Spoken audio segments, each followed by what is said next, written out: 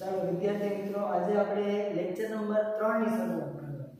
આગળના બે લેક્ચરોની અંદર આપણે 3 પ્રશ્નો ક્લિયર કર્યા છે. આજે લેક્ચર નંબર 3 ની અંદર આગળ ચોથા પ્રશ્નની વાત કરવાની છે. થોડું રિવાઇઝ કરી લે કે આગળ આપણે કયા કયા પ્રશ્નની વાત કરી. તો લેક્ચર નંબર 1 ની અંદર આપણે લિંગી પ્રજનનની વાત કરી, પુષ્પની વાત કરી, પુષ્પના વંધ્ય અને ફળદ્રુપ ભાગોની વાત કરી.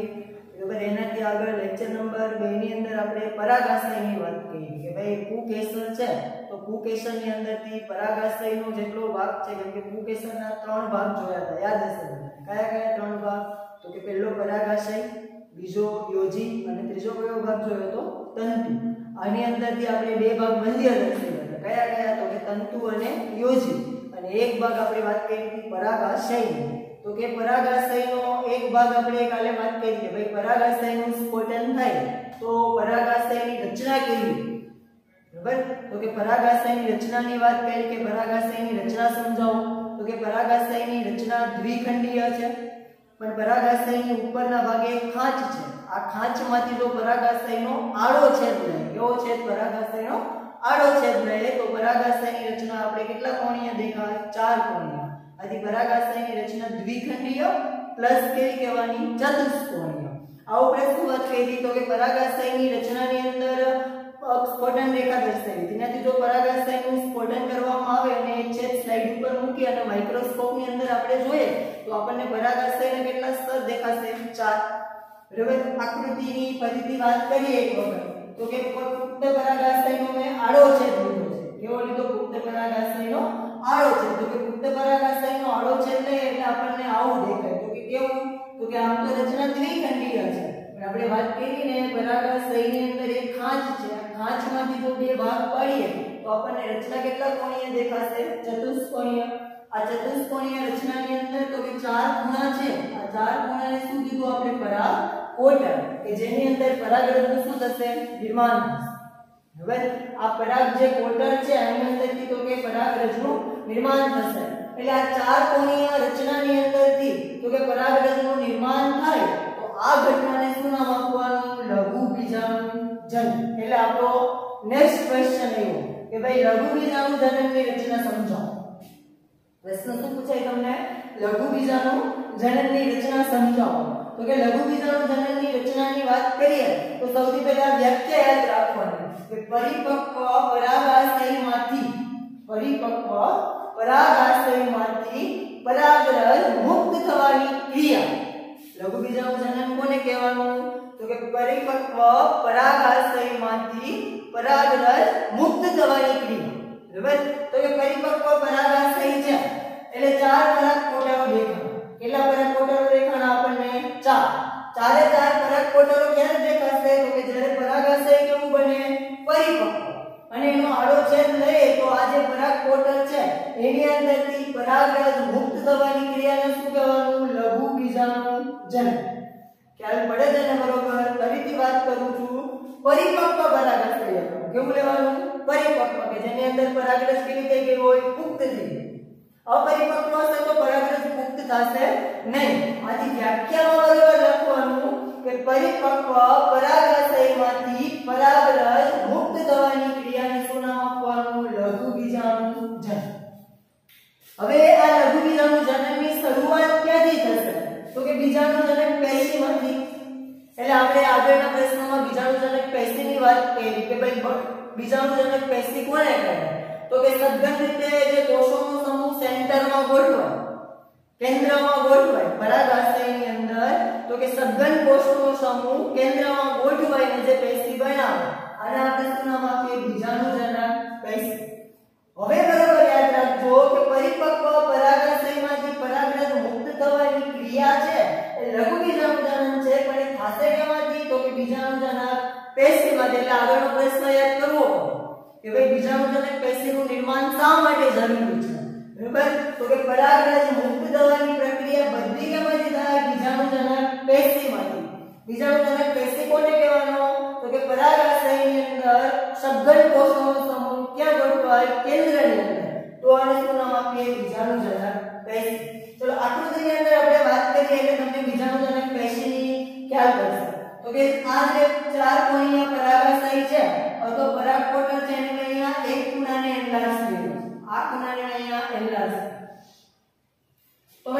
રચના દેખાડો. તો કે મેં વાત કરી પરાગાશયની આડા છેદની અંદર 4 દિવાલ સ્તર જોવા મળશે. સૌથી પહેલું સ્તર કયું આપણે વાત કરી અધિસ્તર. આગળના પ્રશ્નની અંદર જોયું કયું સ્તર કહેવાનું અધિસ્તર, પછી તંતુમય સ્તર, પછી મધ્ય સ્તર અને પછી કયું દર્શાવવાનું કોષક સ્તર. તો કે અધિસ્તર ક્યાં હોય સૌથી ઉપરના ભાગે. બરાબર વાત કરીએ ને આપણે અધિસ્તર ક્યાં હોય છે સૌથી ઉપરના ભાગે. તંતુમય સ્તર કેવું છે તો કે સ્ફોટન સ્તર. કેવું છે સ્ફોટન સ્તર. તંતુઓની ગોઠવણી છે આ પરાગાશયના સ્ફોટન થવા માટે પરાગાશય તૂટવા માટે કયું સ્તર અંદર હોવું જોઈએ તંતુમય સ્તર. મધ્ય સ્તરની વાત કરી એકકોષીય સ્તર. કેવું છે એકકોષીય. અને છેલ્લું સ્તર કયું જોયું તો કોષક સ્તર. કોષક સ્તર શું કામ કરે મહત્વનું કામ કરે તો કે કોષક સ્તર જે પરાગરજને મુક્ત થાય ત્યાં સુધી અને મુક્ત થાય ત્યાં સુધી શું આપે પોષણ આપે. કેમ પોષણ આપે તો કે આની અંદર શું છે ઘટકોષ રસ. શું આવે છે ઘટકોષ રસ અને એક કરતા વધારે શું છે કોષ કેન્દ્ર.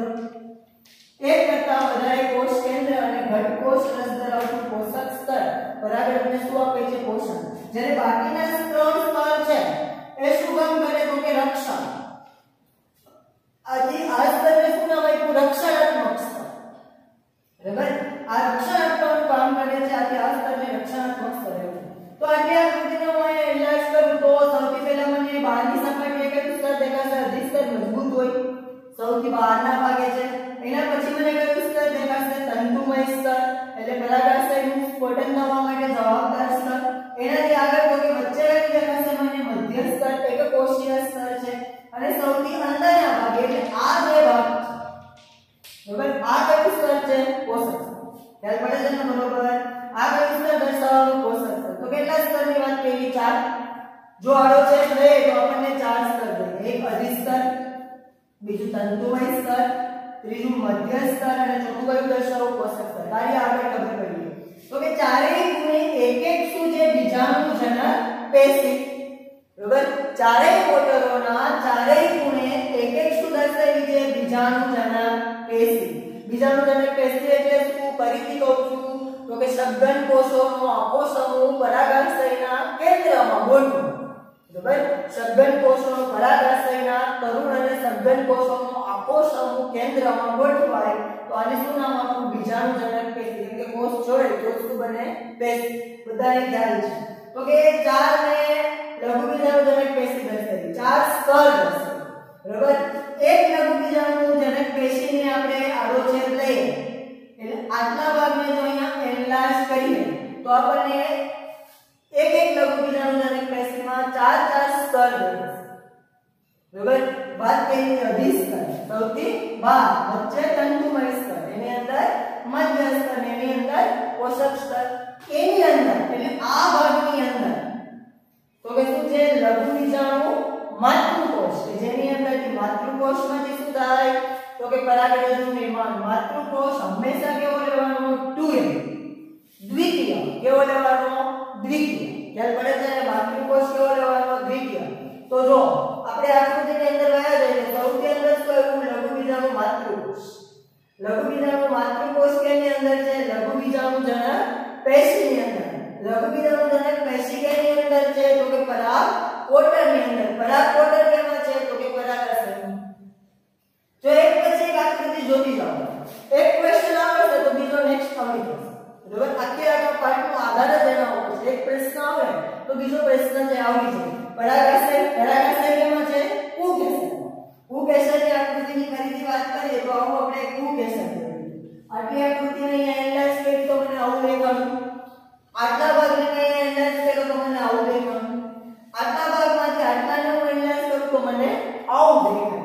એટલે અધિસ્તર દેખાય, તંતુમય સ્તર દેખાય, મધ્ય સ્તર દેખાય, કોષક સ્તર દેખાય અને લઘુ બીજાણુ માતૃકોષ દેખાય. હજી પરાગરજનું નિર્માણ થયું નથી. પરાગરજનું નિર્માણ થાય તો શું કહેવાનું લઘુ બીજાણુ જનન. તેમાંથી કરવાનું છે પરાગરજનું નિર્માણ બીજાણુજનક પેશી. બરાબર તો બીજાણુજનક પેશીની આપણે વાત કરી કે ભાઈ બીજાણુજનક પેશી છે ક્યાં આવે છે. આઈડિયા આવે છે ને બરોબર. બીજાણુજનક પેશી દર્શાવી છે. બરાબર આ બીજાણુજનક પેશી છે. બીજાણુજનક પેશીની અંદર જે આપણે શું મુક્ત કરવાની છે પરાગરજ. વ્યાખ્યા બરોબર યાદ રાખજો. પરિપક્વ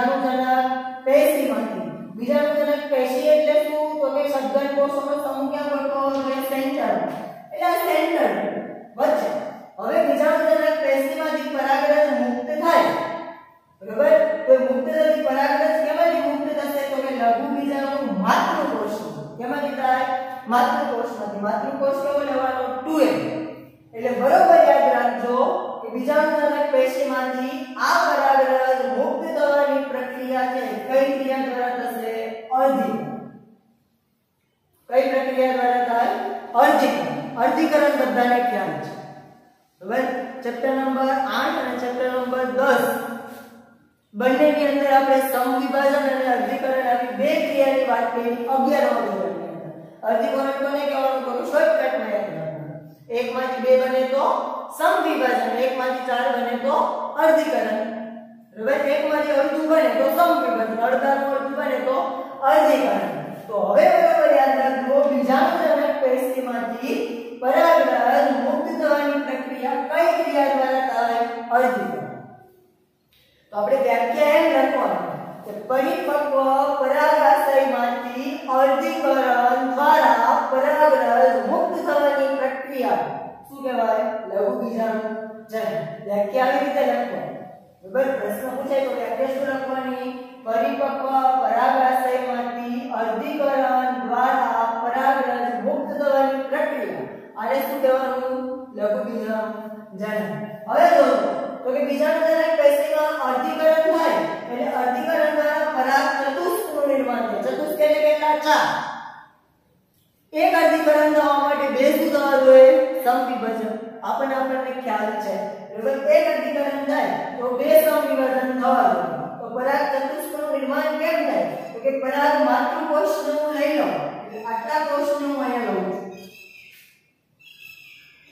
ચલો આ દર્શાવ્યો છે પરાગ માતૃકોષ માતૃકોષમાં કઈ ક્રિયા થવી જોઈએ અર્ધીકરણ થાય તો જ શું મુક્ત થશે પરાગરજ અને તો જ શું થશે લઘુ બીજાણુજનક અર્ધીકરણ થવા માટે સૌપ્રથમ શું થવું જોઈએ સમવિભાજન એટલે આ પરાગ માતૃકોષનું સૌપ્રથમ સમવિભાજન થશે બે સરખા સમવિભાજન કોના આધારે થાય કોષ રસ અને કોષ કેન્દ્રની લંબાઈ તો કે સમવિભાજન એટલે બે ભાગ પડ્યા પાછું સમવિભાજન એક અર્ધીકરણ થવા માટે કેટલા સમવિભાજન થવા જોઈએ બે બરાબર એક અર્ધીકરણ થવા માટે બે સમવિભાજન થાય તો જ અર્ધીકરણ કે એટલે અર્ધીકરણ એટલે મને ચાર ભાગ પડ્યા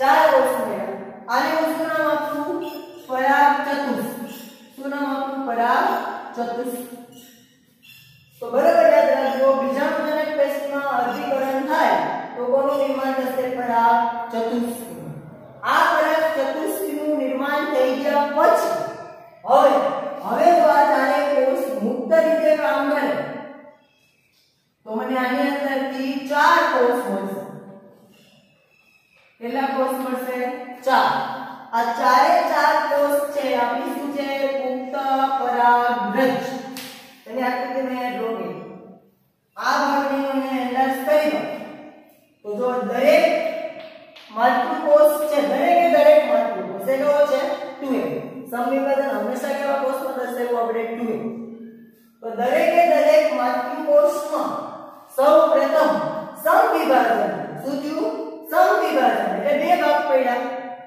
સમવિભાજન બીજું બે સમવિભાજન એટલે કેટલા ભાગ પડ્યા ચાર એક અર્ધીકરણ માટે બે સમવિભાજન જરૂરી આથી ચાર ભાગ પડ્યા તો એક પરાગ માતૃકોષમાંથી કેટલી પરાગરજ છૂટી પડી ચાર તો આટલા ભાગનો હું અંદાજ કરું તો દરેક પરાગ માતૃકોષનું અર્ધીકરણ થયું એટલે એની અંદરથી હજારોની સંખ્યામાં શું મુક્ત થશે પરાગરજ તો વ્યાખ્યા આના ઉપરથી પણ આપી શકો શું વ્યાખ્યા આપશું કે પરિપક્વ પરાગાશયમાંથી બીજાણુજનક પેશીમાં અર્ધીકરણની પ્રક્રિયા શબ્દ ભૂલવાનો નથી અર્ધીકરણની પ્રક્રિયા દ્વારા પરાગરજ મુક્ત થવાની ક્રિયા શું નામ આપીએ લઘુ બીજાણુજનક ખ્યાલ પડે છે ને એક અર્ધીકરણ માટે બે સમવિભાજન જરૂરી હતી ચાર કોષ છૂટા પડશે એવા તો ઘણા બધા પરાગ માતૃકોષ છે જે 2m છે દ્વિકીય છે દરેકની અંદર સમવિભાજન થશે એટલે હજારોની સંખ્યામાં એક પરાગાશયમાંથી હવે તો કે બીજાણુજનક પેશીની અંદર પરાગચતુષ્કનું નિર્માણ થયું. શું થયું? બીજાણુજનક પેશીની અંદર પરાગચતુષ્કનું નિર્માણ થયું. તો કયા કયા કોષની અંદર પરાગચતુષ્કનું નિર્માણ થશે? તો કે જેટલા કોષ 2n છે દ્વિતીય છે આની અંદર પરાગચતુષ્કનું નિર્માણ થાય. તો એક વાત અહીંયા બરોબર નોટ કરવાની કે બીજાણુજનક પેશીના દરેકે દરેક કોષ પરાગચતુષ્ક બનવાની ક્ષમતા ધરાવે. બરોબર યાદ રાખજો.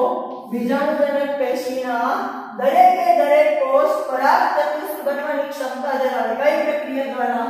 અધિક. કેમ? તો કે દરેકે દરેક કોષ કેવો ગોઠવણ? 2n. ક્યારે ગોઠવવાનો? તો કે જ્યારે બીજાણુજનક પેશીનું નિર્માણ થતું હોય ત્યારે. તો કે તરુણ કોષોનો સઘન સમૂહ કેન્દ્રની અંદર ગોઠવો ત્યારે બીજાણુજનક પેશીનું નિર્માણ થાય. હવે દરેકે દરેક સઘન કોષ જ્યારે કેન્દ્રમાં ગોઠવાતો હશે ત્યારે એકકીયમાંથી કેવું બની ગયો હશે? દ્વિકીય 2n. તો પરાગચતુષ્કના દરેકે દરેક લઘુ બીજાણુ માતૃકોષ ચતુષ્ક બનવાની શું ધરાવે છે? ક્ષમતા.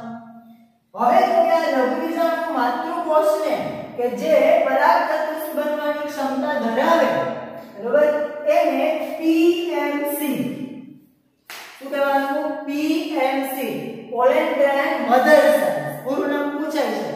બરોબર યાદ રાખજો. આનું પૂરું નામ છે પૂછાય. શું કહેવાનું? પોલેન ગ્રેન મધર સેલ્સ. પાઠ્યપુસ્તકની અંદર આપેલું છે.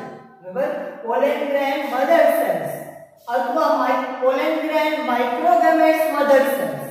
માઇક્રો એટલે શું થયું? નાનું. નાનું એટલે શું થયું? લઘુ બીજાણુજનક. લોકેશન હંમેશા કેવું દર્શાવ્યું આપણે? નાનું. બરાબર, એટલે આનું નામ યાદ રાખવાનું પોલેન ગ્રેન મધર સેલ્સ અથવા પોલેન ગ્રેન ઓર માઇક્રોગેમેટ્સ મધર સેલ્સ. બરાબર, તો લઘુ બીજાણુ માતૃકોષ કે જે પરાગચતુષ્ક બનવાની ક્ષમતા ધરાવે અને શું કહે? PMC. PMC દરેકે દરેક કોષ હવે કેવો થઈ ગયો? દરેક કોષ કેવો થઈ ગયો? PMC pollen grain mother cells. દરેકે દરેક PMC માં અધિકરણ થાય એટલે કેટલી પરાગરજનું નિર્માણ થશે? 4. એક અધિકરણ થાય તો કેટલી પરાગરજનું નિર્માણ થાય? 4. તો દરેકે દરેક PMC માંથી અધિકરણ દ્વારા શું મુક્ત થશે? પરાગરજ. ખ્યાલ પડે છે ને? દરેકે દરેક PMC માંથી અધિકરણ દ્વારા શું મુક્ત થશે? પરાગરજ. લઘુ બીજાણુ દ્વારા એક અધિકરણ થાય તો 4 પરાગકોષોનું નિર્માણ થશે. લઘુ બીજાણુ જનન દ્વારા એટલે અધિકરણ દ્વારા પરાગાશયમાંથી જો પરાગચતુષ્કનું નિર્માણ થાય તો 4 પરાગકોષોનું નિર્માણ થાય. એક કોષમાંથી, એક માતૃકોષમાંથી, એક PMC માંથી અધિકરણ દ્વારા 4 કોષોનું નિર્માણ થાય. આથી એને શું કહેવાય? પરાગચતુષ્ક. આકૃતિ ઉપર એટલે જો બરોબર યાદ રાખજો. તો કે જો આ એક પરાગ માતૃકોષ છે, આ એનું શું થશે? કોષ કેન્દ્ર. જો આ જેટલા કોષ છે ને એ પરાગ માતૃકોષ છે. એમાં એક કોષ મેં ગોઠવ્યો. એક કોષ કેન્દ્ર એની વચ્ચે શું છે? ઘટ કોષ છે. એક પરાગ માતૃકોષમાં અધિકરણ થાય તો સૌપ્રથમ શું થશે? સમવિભાજન. એટલે આમાં બે ભાગ પડશે. અધિકરણ કરો પાછું બીજું સમવિભાજન એટલે આવો ભાગ કયો? બરાબર.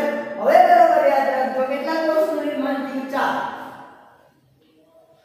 કેટલા કોષનું નિર્માણ થયું? 4.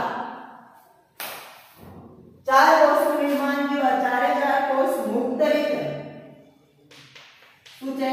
પરાગરજ. જે અહીંયા હજારોની સંખ્યામાં છૂટી ગઈ. બરાબર, 4 પરાગરજ. એક કોષમાંથી પ્રક્રિયા કઈ થઈ? અધિકરણ. કઈ પ્રક્રિયા થઈ? અધિકરણ. આ કોષ કયો છે? PMC pollen grain mother cells. અધિકરણ એટલે કેટલી પરાગરજ છૂટી પડી? 4. આવા તો ઘણા બધા PMC છે. એક બીજાણુજનક પેશીની અંદર ઘણા બધા PMC છે. એક પરાગાશયમાં બીજાણુજનક પેશી કેટલી? 4. એક બીજાણુજનક પેશીમાં આવા ઘણા બધા PMC છે. તો અધિકરણ દ્વારા એક PMC માંથી ઘણી બધી પરાગરજ મુક્ત થશે.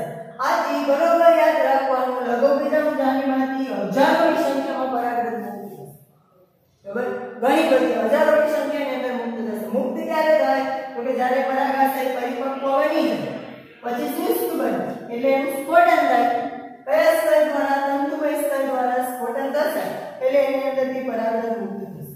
प्रश्न बराबर याद रखो हजारों की संख्या में परागरज मुक्त થાય ત્યારે થાય તો કે પરાગાશય કેવી બની જાય પરિપક્વ અને શુષ્ક પરાગાશય પરિપક્વ અને શુષ્ક બને એટલે સ્ફોટનશીલ સ્તર દ્વારા અથવા તંતુમય સ્તર દ્વારા એનું સ્ફોટન થશે સ્ફોટન થાય એટલે એની અંદર જે આવી લઘુબીજાણુજનક પેશીઓનું નિર્માણ થાય લઘુબીજાણુજનક પેશીની અંદર માતૃકોષ 2A નું નિર્માણ થાય એક માતૃકોષમાંથી અર્ધીકરણ બને એટલે ચાર પરાગરજ મુક્ત થાય માતૃકોષને શું કહેવાનું પીએમસી શું નામ આપવાનું પીએમસી પોલેન ગ્રેન મધર સેલ્સ અથવા શું કહેવાનું પોલેન ગ્રેન ઓર માઇક્રોગેમેટ્સ મધર સેલ્સ કેમ કે લઘુબીજાણુજનક એટલે નાનો ભાગ છે પીએમસી માંથી અર્ધીકરણ દ્વારા તો કે ચાર પરાગરજ છૂટી પડશે હવે અહીંયા તમને નીટ અને ગુજકેટની અંદર ઘણા બધા ક્વેશ્ચન પૂછાશે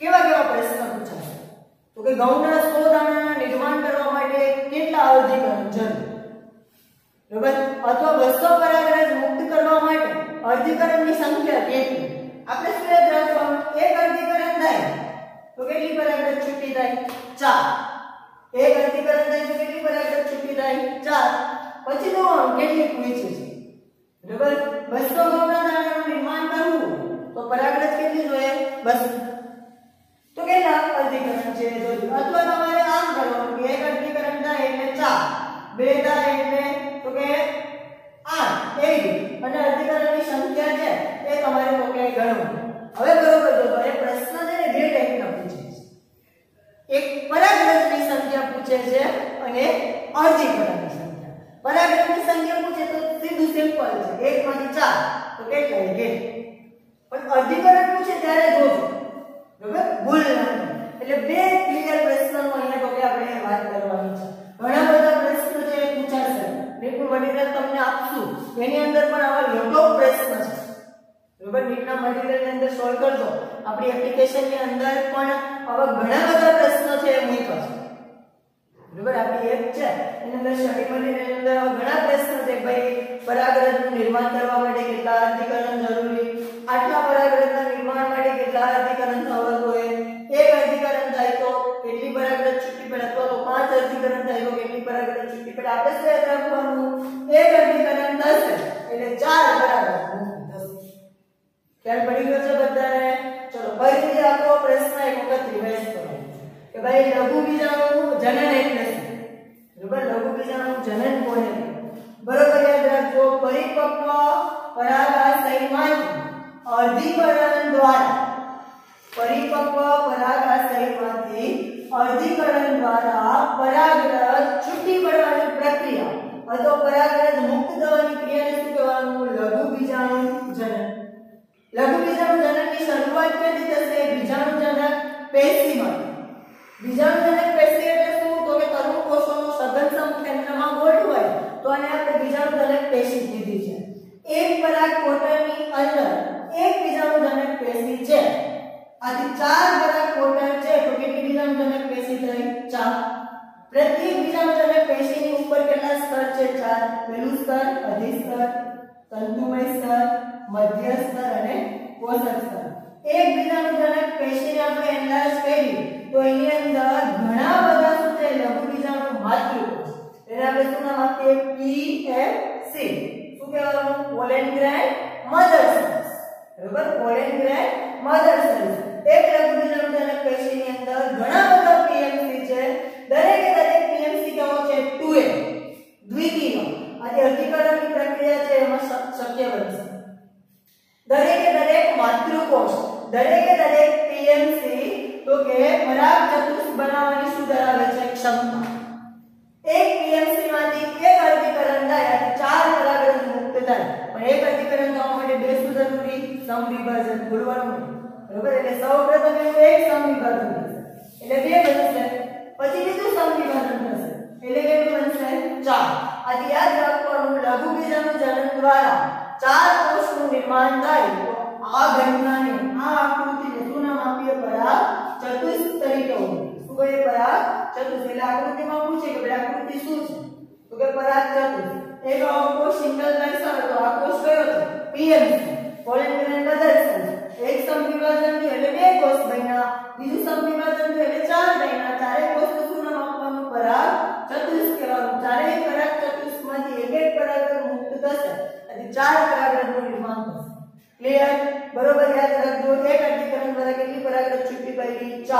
એટલે હવે પછીનો નેક્સ્ટ ક્વેશ્ચન આવશે પરાગરજની રચના સમજાવો.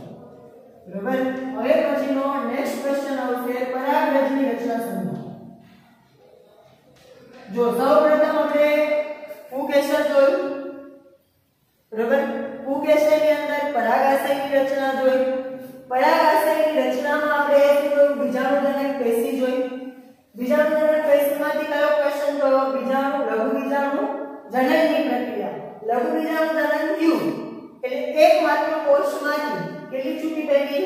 4 પરાગરજ. આવી તો ઘણા બધા માતૃકોષ છે, આથી હજારોની સંખ્યામાં પરાગરજ છૂટી પડશે.